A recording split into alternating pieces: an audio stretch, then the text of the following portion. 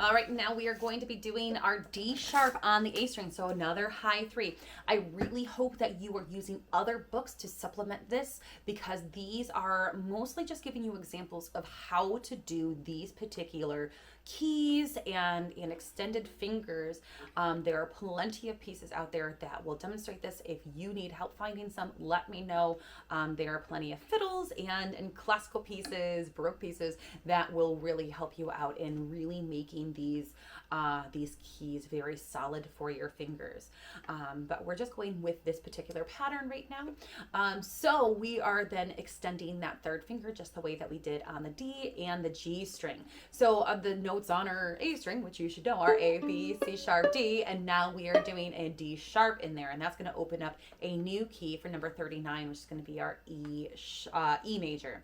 So 37, we're just walking up. A, B, C sharp, D, D sharp, and then just doing that. So we'll do that twice because we have that repeat. 1, 2, ready, go. Rest, lift. Repeat, go.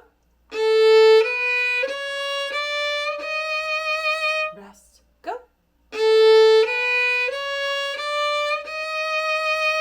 Okay, then number 38, we are not including that open or that regular D, that D natural. We're playing B, C sharp, D sharp, C, B, C sharp, B, F sharp, B, C sharp, D sharp, C, B. All right, let's do that twice. 1, 2, ready, go.